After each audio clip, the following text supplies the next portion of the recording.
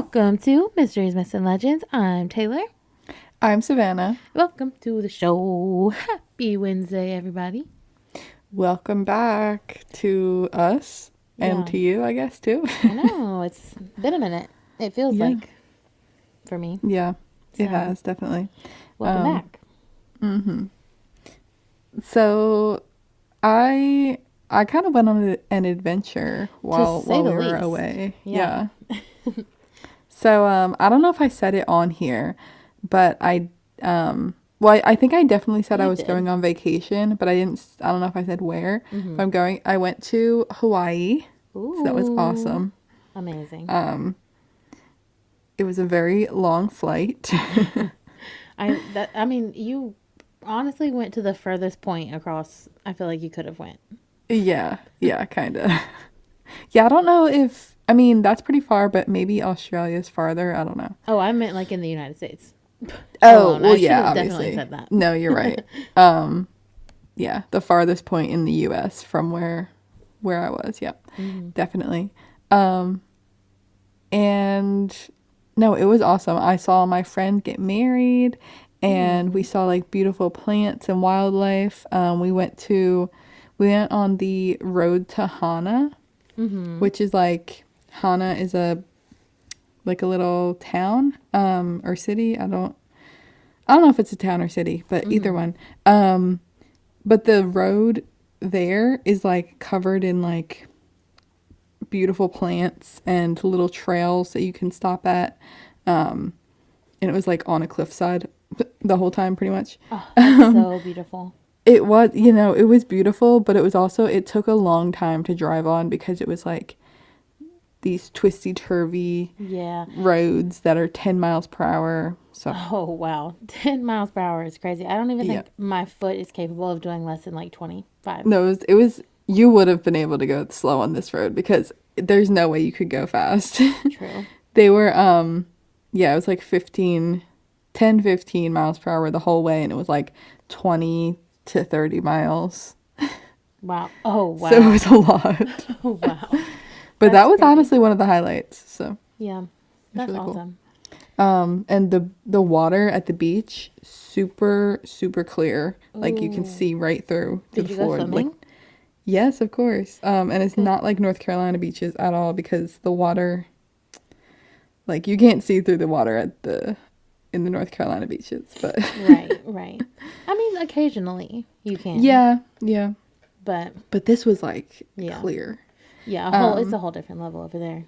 Yeah. So 'Cause that was isn't really that cool. the Pacific Ocean? Yes. Nice. Yep. I've never been in that ocean before. Yeah, I mean, I guess I have now, so that's cool. Amazing. And we also went zip lining one day.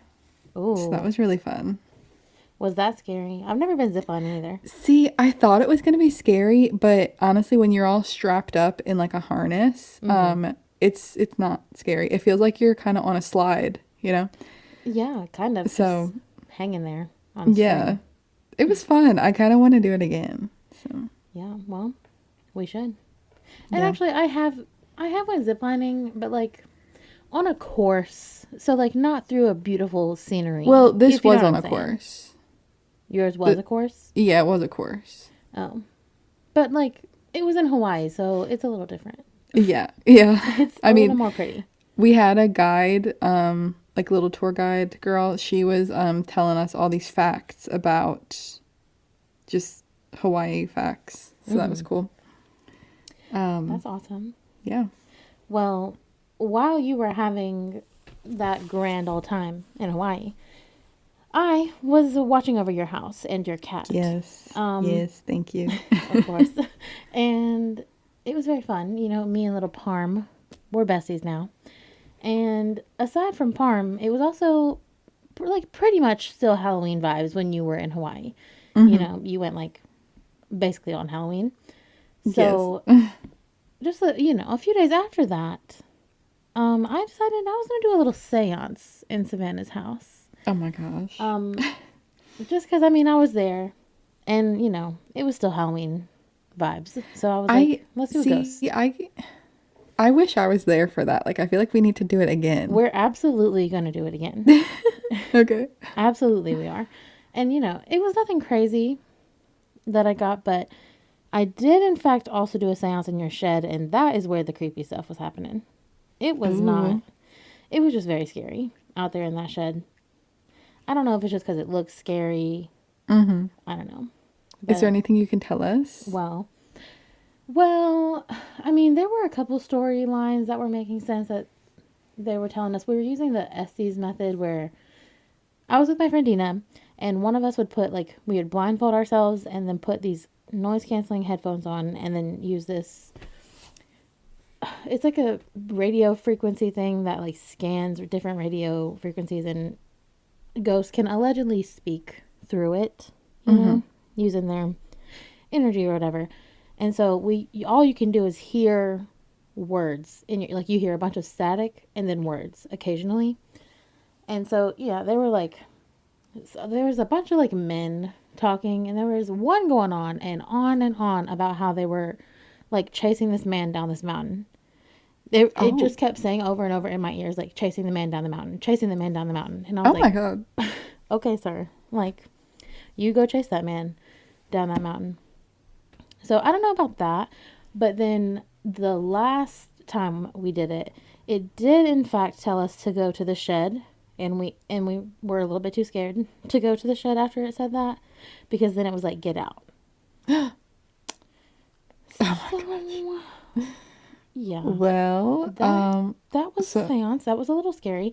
That was the only thing that was scary though. So maybe it was just somebody pulling a little prank. A little ghost prank. That's what I'm going to go with anyway. So my property is haunted. Maybe just the shed. Maybe just the shed. Maybe the property for sure haunted. But I think, in my ghostly opinion, I think your house is solid. There might be some people in there, but they're chilling. But the shed, a different story. Okay. Good to know. Good to know. So yeah, we'll have to do another seance and tell you guys what we find. We definitely have to. We have to. It would be too fun. Far too fun. Yeah, I want to try the Estes method. Because I've never done it. I've just heard about it. Mm-hmm. It's very scary. You feel like you're 11 from Stranger Things when they take away all your other senses. That's why you get blindfolded. Oh, yeah. It's kind of the same thought process. Oh, wow. Okay. Yeah. And it's so the static is so loud in your ear that you can't hear what the other person is saying. Because the goal would be one person would ask questions, and then the other person would be blindfolded with the headphones on with the words. Yeah. Yeah. So, yeah. Huh. Yeah. So, okay. Future updates to come, I would say, on that one.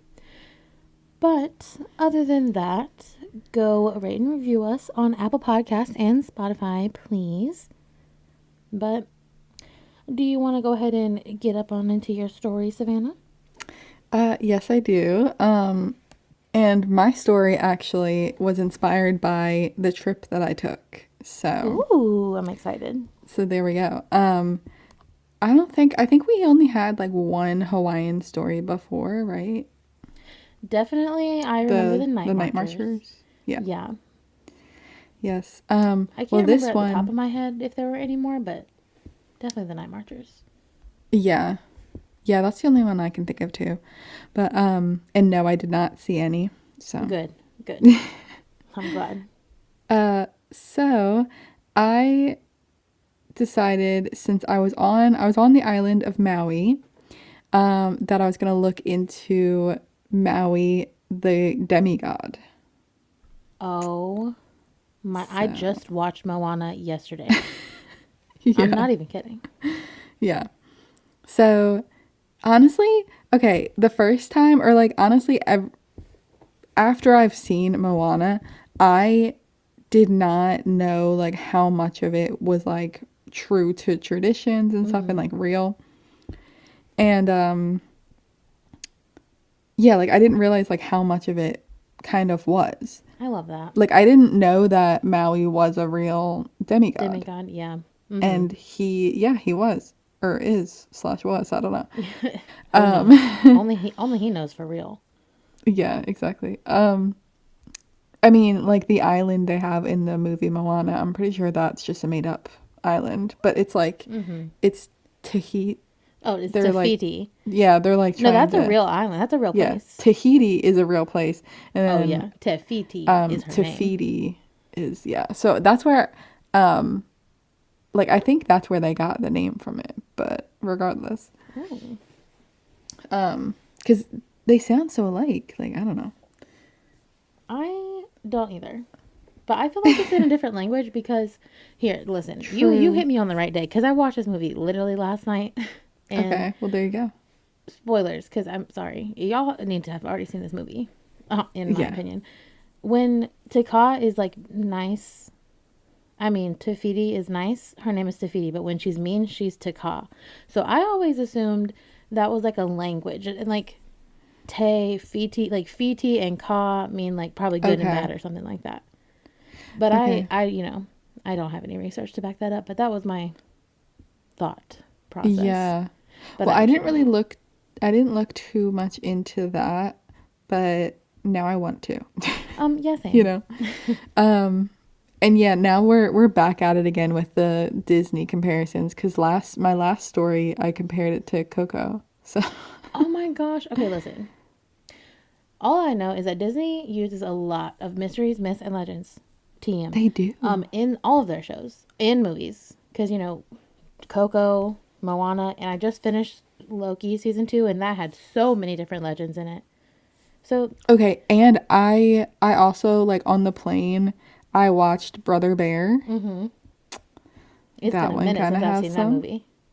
I love that movie. Me too. It was one of But my yeah. favorites growing up. Okay, let's get more focused on my story. So Anyway, back to Maui. we kind of sidetracked there. But yeah, back to Maui. So Maui is a trickster demigod, and he's like a Polynesian god. So the stories of Maui, a lot of what I saw from my little research I did, the stories come from New Zealand. Interesting. Like the native, I don't, the Maori people, right? Is that how I believe that's how you say I it. think so. Of New Zealand, because they're the natives there.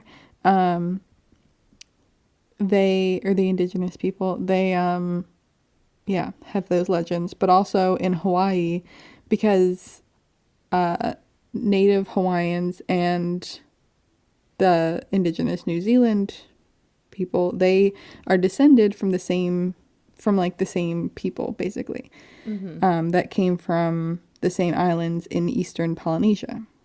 Oh, okay. So like they have similar stories, and I didn't even really like that's just a new fact for me, you know. I mean, I think that kind of makes sense just because they're kind of close. Yeah, no, it definitely Geographically. makes sense, but yeah, I just never thought too much about it.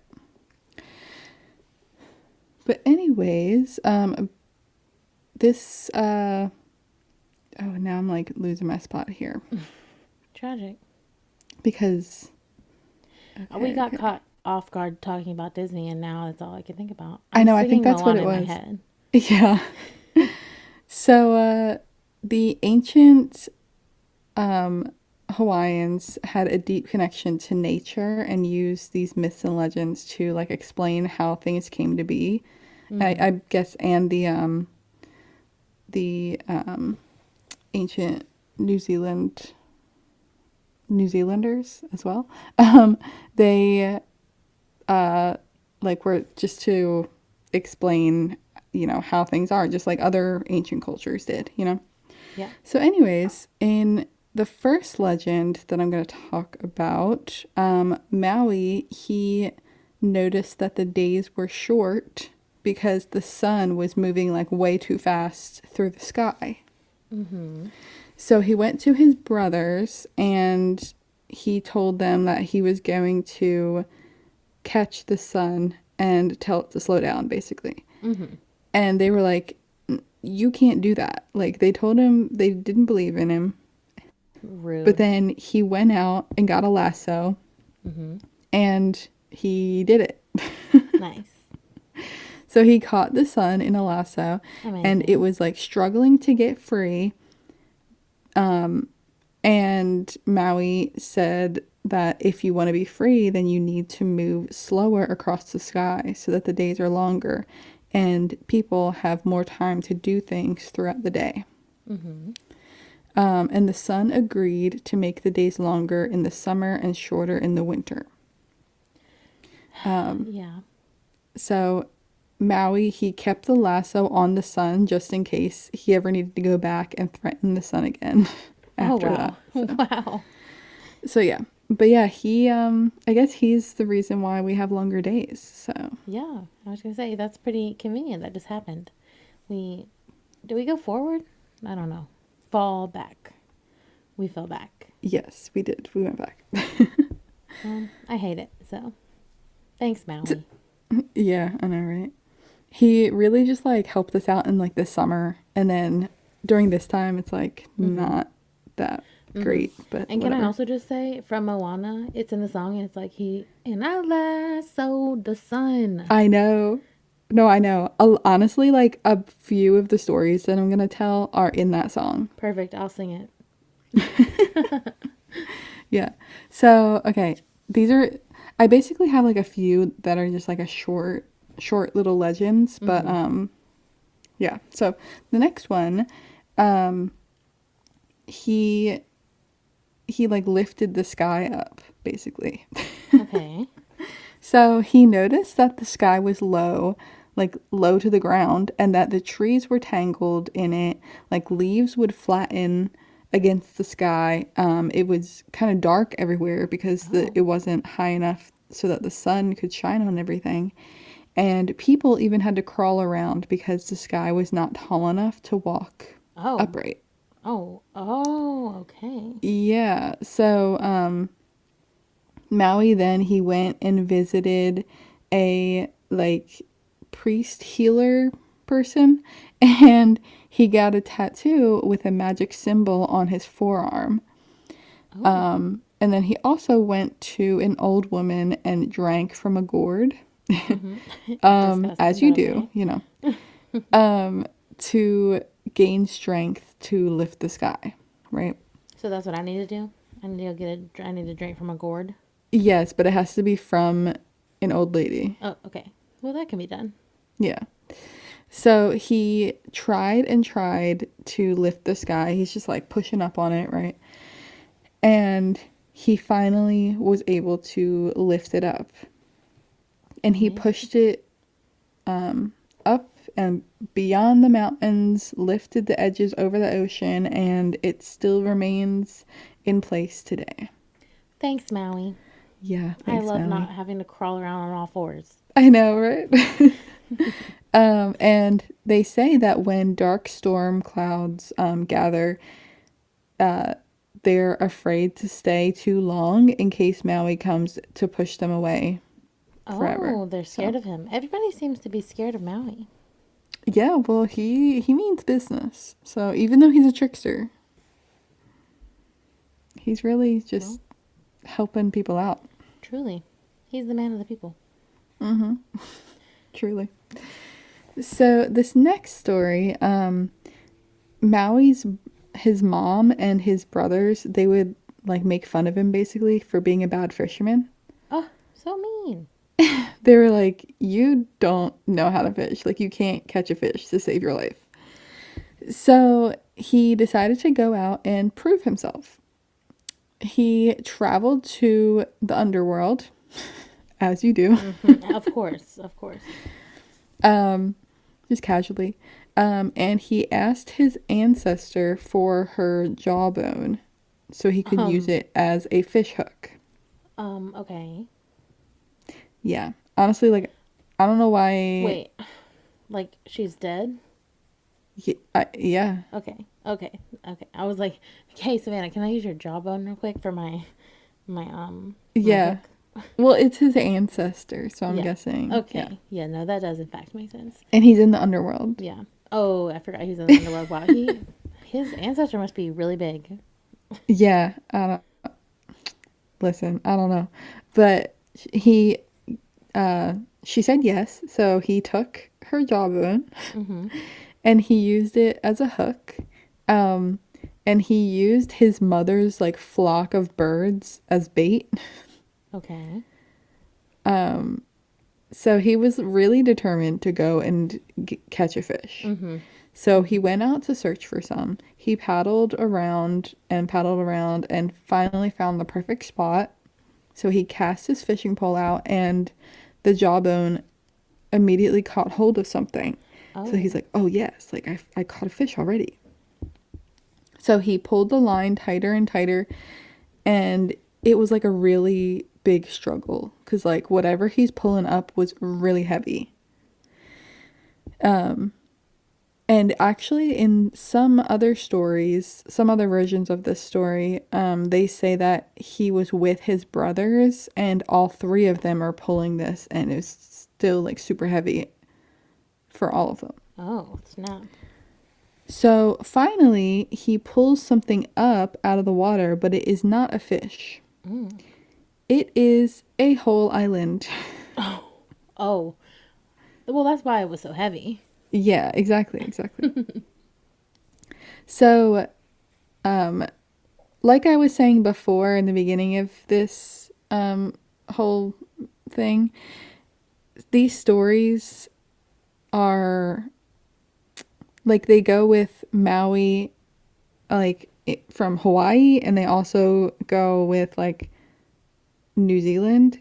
So I couldn't tell which one came first, if that makes sense. Mm-hmm. But some stories say that Maui pulled up the Hawaiian Islands, and then other stories say that he pulled up the northern island of New Zealand. Oh, interesting. Okay. Yeah, because there's two islands in Mm-hmm. New Zealand. But I wonder what his family had to say about that, because he might not caught a fish, but he caught an island. That's way right, better. like right. There wasn't any notes about Mm-hmm. what his family thought about that, but I would be impressed. I I don't know. mean, same. Yeah. See, like he's just doing impressive things, and his family just is making fun of him. Right, they're just such bullies. Exactly. Okay, so next story, which this one's pretty impressive too, if I'm not gonna lie. Maybe not as impressive, but yeah. So one day he was fishing with his brothers, and he noticed some smoke rising from the top of one of the mountains. So he wanted to find out why there was like smoke, so he rushed to the top and discovered a hen, like a bird, smothering a fire and trying to hide it. Oh my gosh, it's Hey Hey. It could be, yeah. But this bird is smarter. Mm. Yeah, Hey So, Hey's pretty dumb. Can't yeah. lie. Yep. But that's why I assumed, because you said it was setting on fire to hide it, so that's pretty Yeah. dumb in my Yeah. opinion. But Yeah. Oh, and side note, there were a lot of chickens on Maui, the island. yeah, I think I actually knew that fact that there's like a bunch of chickens there. Yeah. I love There's chickens. just like feral chickens running around everywhere. It's crazy. Oh, to be a chicken on Maui. Honestly, true. There was even signs that said like, "Do not feed the feral chickens." Like, it's like oh, That's they us. don't We're want them some around. feral chickens. So anyways, this bird is like trying to hide the fire. So Maui, he stuck around to see if it would happen again, but the hen saw through his plan and she noticed that Maui wasn't on the canoe with his brothers. So Maui tricked her by putting a log that was like the same size as him on the canoe. Mm-hmm. And then he like watched from like behind the bushes or something, as the hen like gathered sticks and leaves for kindling. Mm. And then he went and caught the bird and he was like, "Tell me how to build a fire." It's like, how'd you do Okay. that? He can pull up an island, but he can't build fire. It's giving he can't do what's very necessary for him to live, but he can do just about anything else.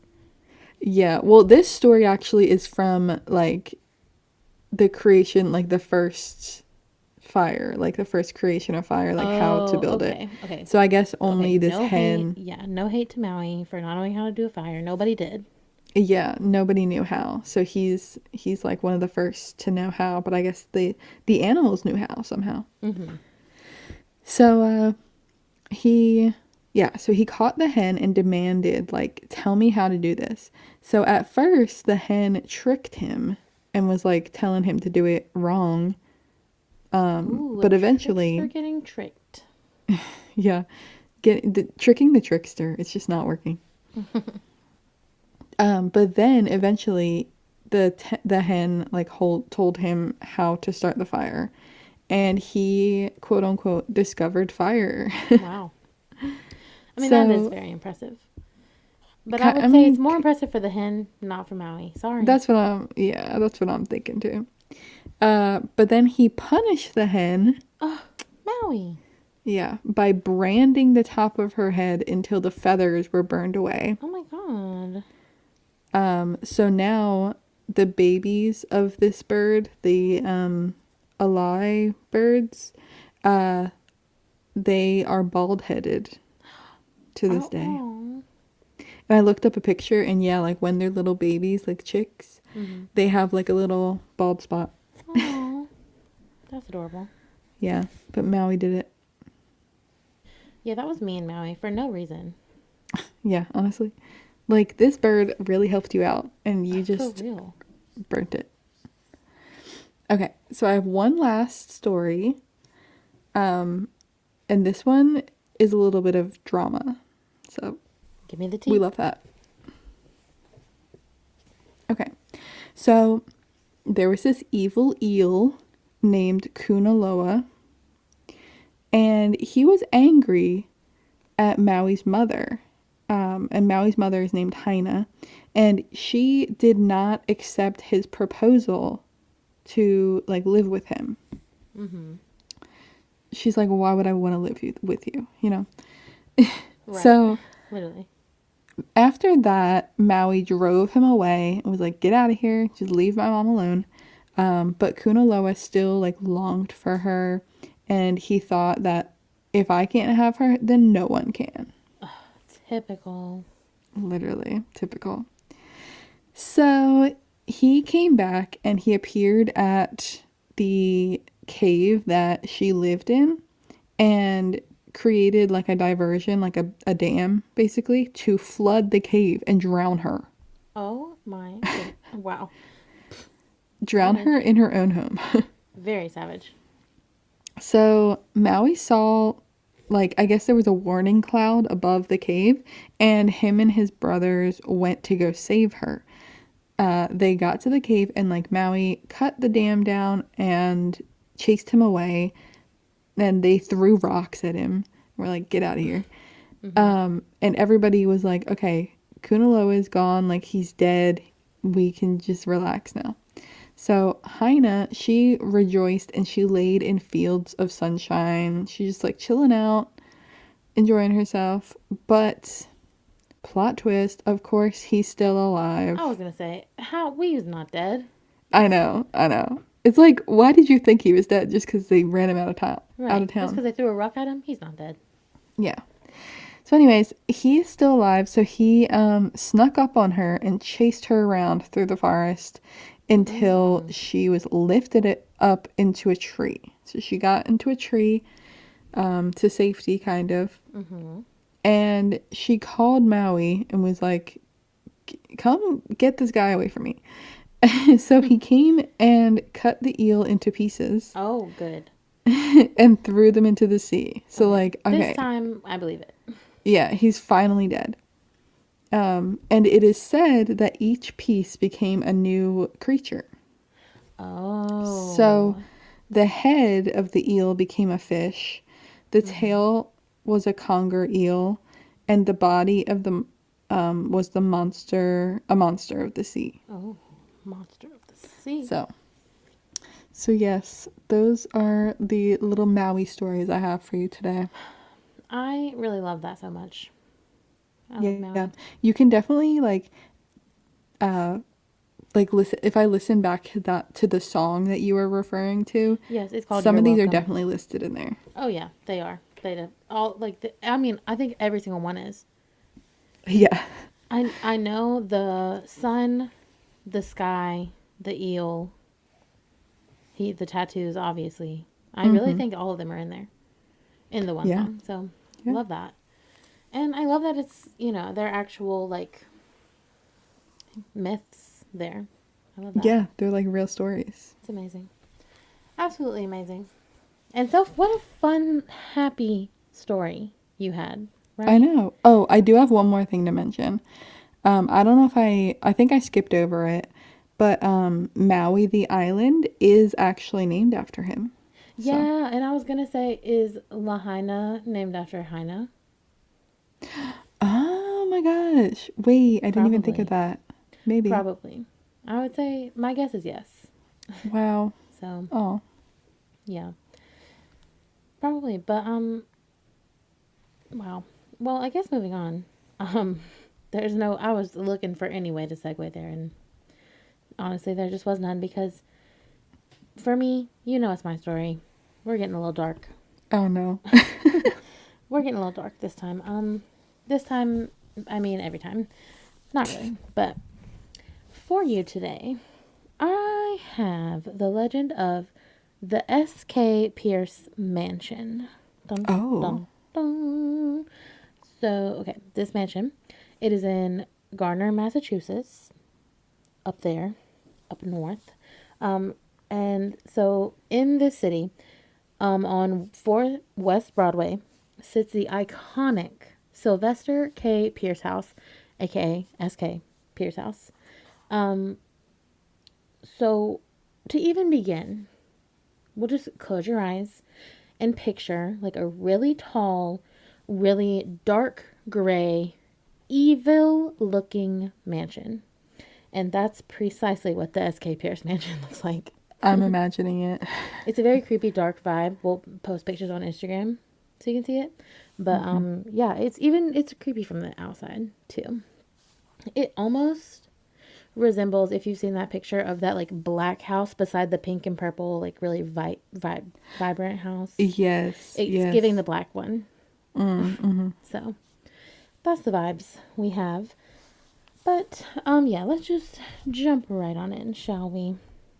The house was originally built back in 1873 for obviously Sylvester K. Pierce.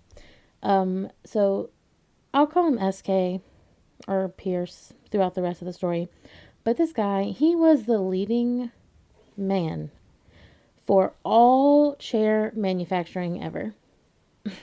Ever? Yeah.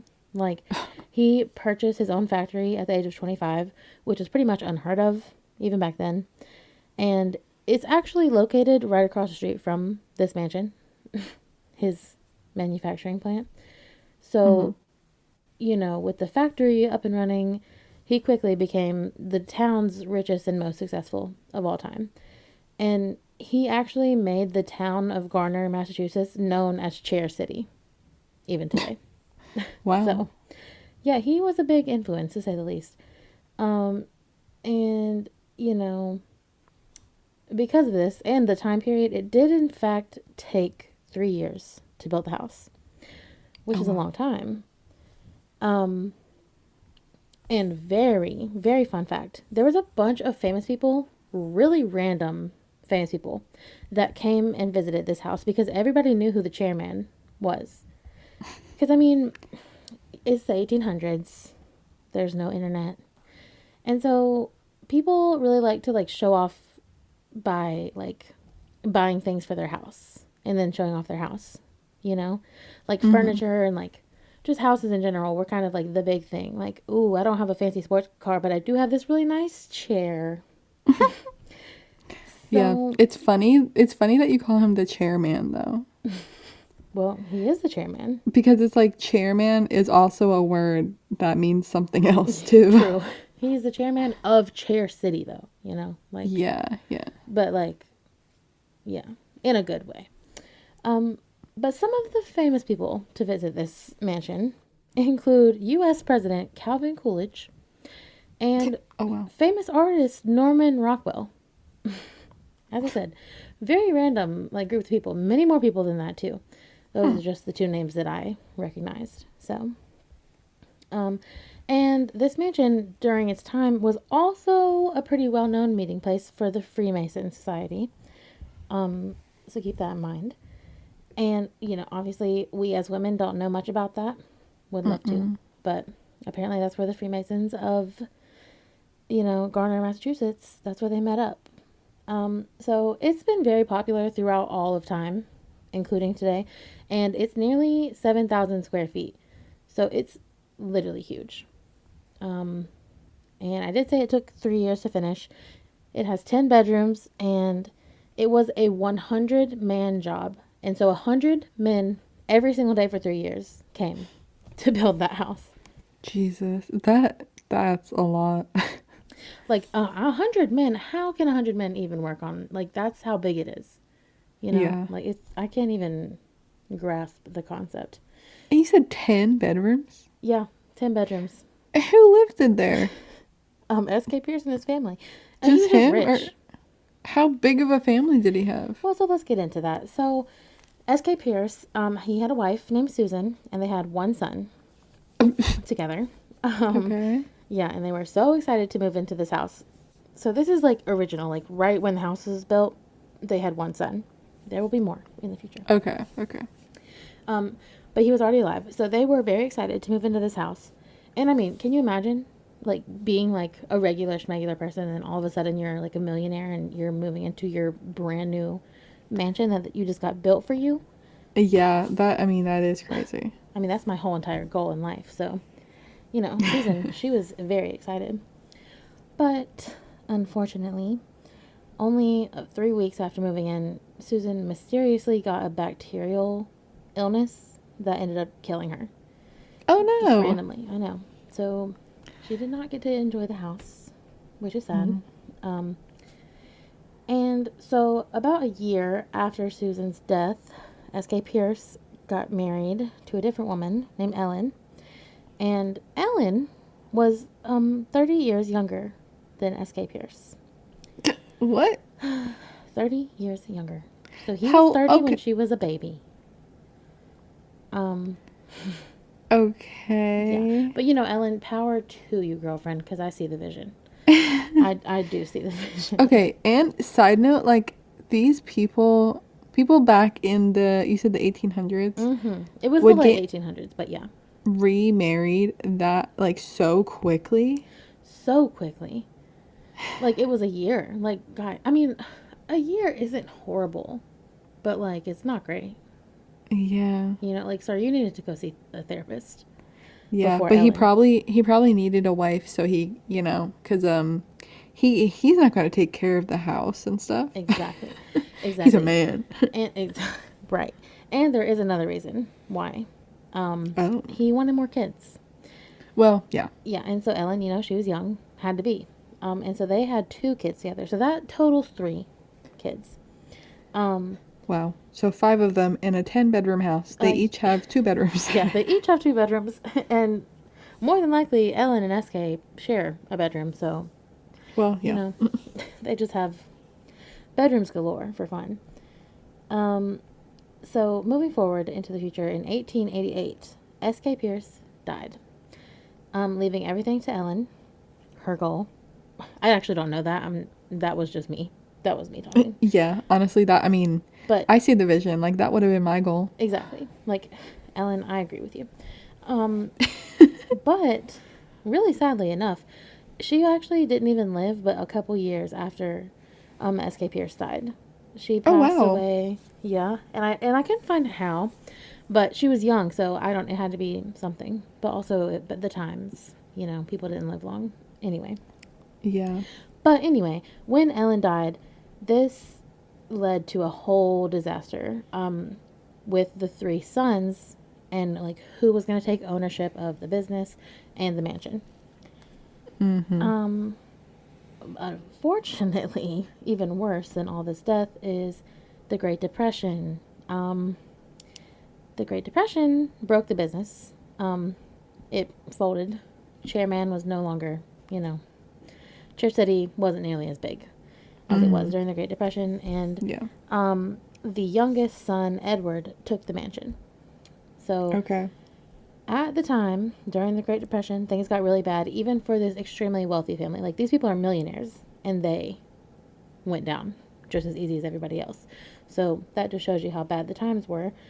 And it actually got so bad that Edward turned the mansion into a boarding home where drinking, gambling, prostitution, just about anything you can really imagine went down here. Wow. Yeah. I mean, it's a big enough place, might as well. Why not? What else are you going to do? I suppose. Mm-hmm. Um, Allegedly, there was also some murder going on here. What? Yeah, and so one of the most famous murders is said to be that of a sex worker at the mansion, and specifically, she was said to be strangled in the infamous Red Room. And so, the Okay. Red Room, if you can probably guess, is a red colored bedroom on the second floor. So, that's like the most famous and well known um, death. But another one, which strangely enough also happened in the Red Room, there was this Finnish immigrant named Eno Sari, and he burned to death in the room. And so we'll get into how he burned to death in the room in a minute. But I'm fast forwarding this story a whole entire 100 years. So Eno Sari burned to death in that room in 1963. So, Oh. Okay. Jesus. Like mm-hmm. this. So this place was still being used as a place like that 100 years later.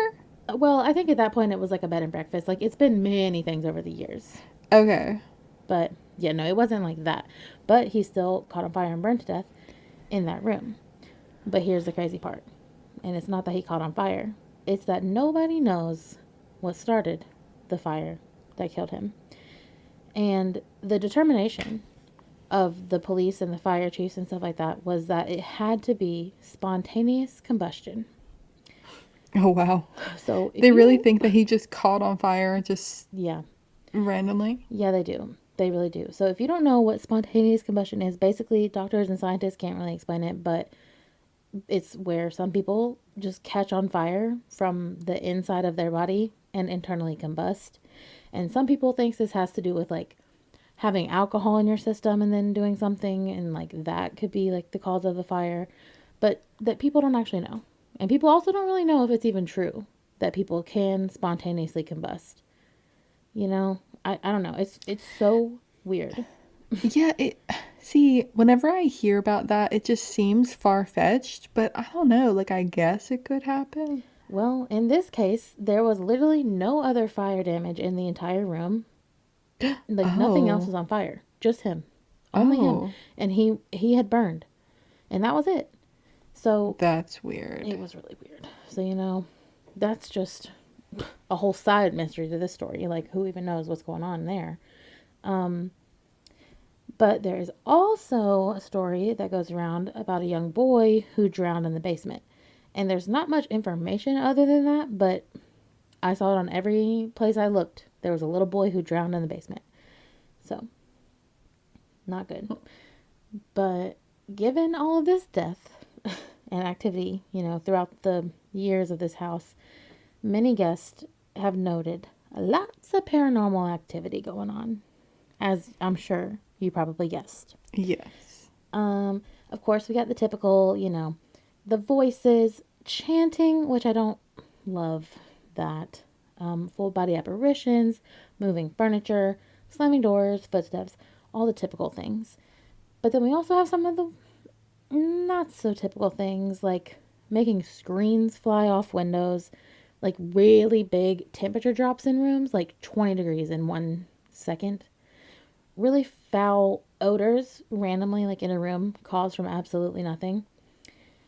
And probably the weirdest one people have described hearing is quote unquote, the ominous roar of a lion. What? A lion? That's what they hear. They said, we can't describe it other than literally it sounds like a mean lion. And they say when they hear the lion, they can hear it so loud that it actually shakes the house. Like it's an actual noise that physically moves the house. Do you think somebody had brought a lion in there during like the crazy times?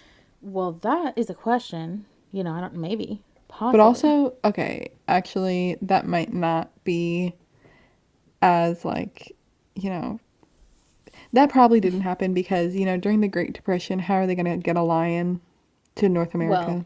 Well, you're right. You're right. Just thought about that, but yeah. But, I mean, really, who knows? But the explanation that they have, at least people, what they say that it could be, is people actually think that it's the ghost of S.K. Pierce himself making that noise to show his anger and, like, displeasure of the home that he created and, like, what it got turned into. And I'm like, wow. Maybe. But how's he, was he a Leo like me? Maybe. Maybe he's just like, he can do a really good impression of a lion. Maybe. So he's like, I'm just gonna scream like one, do a good roar to get these people out because, you know, this is a fancy rich person house and I don't know why all these people are here. Exactly, all these disgustos. Yeah, I could just imagine him because he was a very like pristine, proper man, and he died before the Great Depression, so he didn't even know the situation of why it had to become what it became. Exactly. He was just big mad over there. So yeah, possibly a lion, possibly S.K. Pierce, who knows? I surely don't. Guests have also felt the pressure of hands pushing them, but nobody's around to actually push them. And so this little side story, when people say that they feel hands like push them or shove them or whatever, but nobody's actually there, to me, that is like so hard to believe because I just feel like something such like a physical force like that is so hard to recreate until it happened to me. And I think that I have told the story on the podcast before, definitely. But in case you're new or in case you missed the episode, I'll tell you again. Back in college, I used to be on a paranormal research like investigation team. And we would go to these haunted places and do investigations like you see on TV. And at this one place that we were investigating, I fully felt a hand like touch my lower back as if it was a human being. That is so creepy. Yeah. So the situation in which that happened, there was like 5 or 6 of us in a room, and the tour guides had told us that they didn't want to tell us any of the information beforehand to skew our judgments, you know? So they were like, we want you guys to go investigate this room, but we're not going to tell you why, and we're not going to tell you what happens there until after. Which I personally like that, because having no expectations, I feel like, you know, makes things a little bit more believable at least. Yes. So, yep. Yeah, but they told us to go in the room and like lay down far away from one another just see if anything happens, and lay down like on the floor. And we were like, okay, I mean, whatever. It was a really big room. So we did that. We were able to separate. We all laid out in different corners of the room. And we laid there for like 15 minutes and asked questions, did all the normal stuff, and nothing happened. Not even one thing. Not even one weird, what was that noise? Nothing. So 15, 20 minutes pass, and we're like, nothing's happening. Let's just go back downstairs or whatever and meet up with everybody else. So we're standing up, and I stand up, and I'm waiting for everybody to just like gather all the materials because, you know, we had flashlights and all this other stuff. And I just feel literally somebody touch like my lower back. Just a hand. It didn't feel like a push, but I could just, it maybe felt like somebody was like using me to get up off the ground, if you know what I mean, you know, to like stable themselves. Yeah. So I turned around just assuming it was somebody getting up off the ground because we had been laying there for like 20 minutes, you know, it might have been hard to get up. I don't know. But nobody was around me, not even close, not at all. And like that feeling of just my heart absolutely sinking into my butthole, because I was like, guys, something just actually touched me, and it was horrifying. So we go back Yeah. downstairs, right? Meet up with the rest of the group, and the tour guides were like, okay, so there is a male ghost in there, and he likes to touch women. So that's one reason. That's one thing that we didn't tell you about that room, and why we didn't is because they had sent a group of girls up to that room. Oh my I God. know. So yeah, it was a really weird experience, and so yeah, when people say that they are pushed or touched by a ghost, I know what they mean, even though it sounds really, really crazy, honestly. So yeah, but That is wild. Yeah, I would hate that. yeah, that place is so scary. Yeah. It's the Bellamy Mansion. Oh, If yeah. so, Yep. go listen to that episode if you haven't. I don't And know. we have a video, Oh, right? we do have a vlog there too. Yeah, yeah, we do. And actually, yeah, I did tell that story when we were in that room in the vlog. I Okay, yeah. remember I did. So creepy, creepy, and hate it. Luckily, nothing happened. I've been back to that place many times since that investigation, and nothing's ever happened again. So that's good. Maybe it was my brain, but I just don't think it was because I felt it, you know. But moving back to the mansion, paranormal investigators have, you know, been there many times at this point, and they all agree that whatever spirit or energy is in the house is very powerful, because the things that they do are pretty much all like physical, like, things. And one really, really, really common thing is that the furniture, which is really old and really heavy, he was a chair maker, and most of the furniture in the house is like original still. And so it's from the 1800s, so AKA it's heavy. And this furniture is often, like every single day, rearranged, moved around, pushed around, not where it was left. So these ghosts are just moving these chairs around, which I Yeah, think is funny. I mean, yeah, I guess it is funny. It's like just messing with the people Because I who. kind of also imagine it might just be S.K. Pierce himself being like, these are my chairs, don't touch them. Okay, yeah, true. Okay, are they the original chairs? I mean, there are original chairs and there are not original chairs, both in the house. Okay. So, Yeah. yeah. Both are moved, though. All of the above are moved Yeah. around. Yeah. And also, everybody who goes into the house today has to sign waivers, because, you know, in case you get hurt, they can't be liable. Is it in case you spontaneously combust? Exactly. You know, can't sue the house. No. They also have dolls in the house. And they are said to also move around the house. Hate that. Absolutely hate that. And that is just like, is it evil or is it just one of these ghosties playing a trick? Because if I was a ghost, I would love to move a doll around to scare you. Yeah, honestly, like if I was a ghost, I would just do random little things like that to freak people out. Right, Yeah. like I don't want to think I would be a mean ghost, but it would kind of be funny if I could really, you know, scare somebody.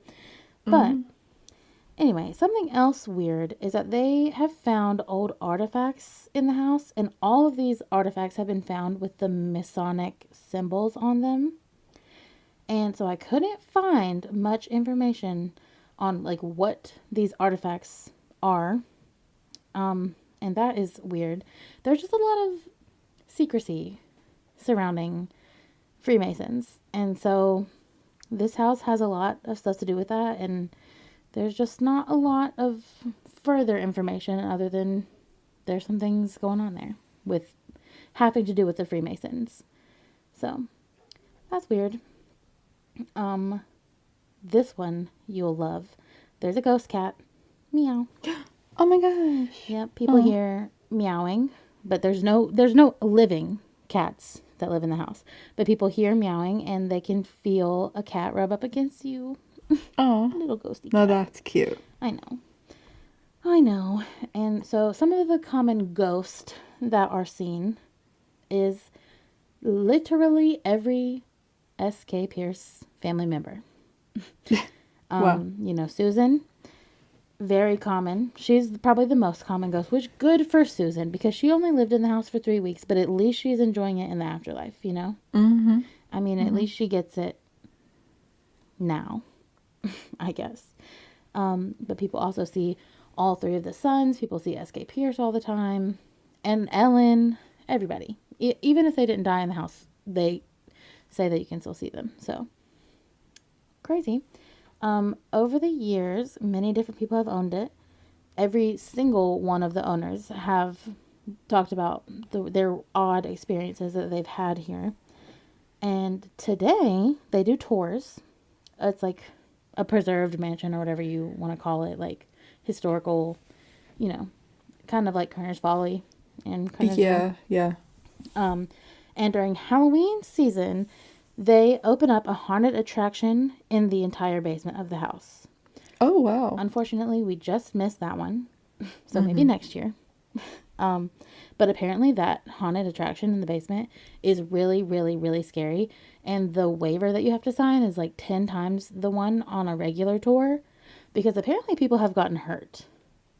Oh, wow. And okay. they do blame the ghost, actually. Like, that they were going through a haunted attraction and, like, furniture was moved during it. Like, knocked people over. What? I don't know, all this stuff. And I'm like, okay, that's crazy. That's crazy. So, yeah, like, I mean, I kind of want to go just to see what would happen. same. But also, that's scary. It's scary, but honestly worth it. I would get a chair thrown at me to prove something. Oh, my gosh. And so the house also, you can rent it out for paranormal investigations. That's what it is also mainly used for today. Unfortunately, there is a wait list to get to stay there.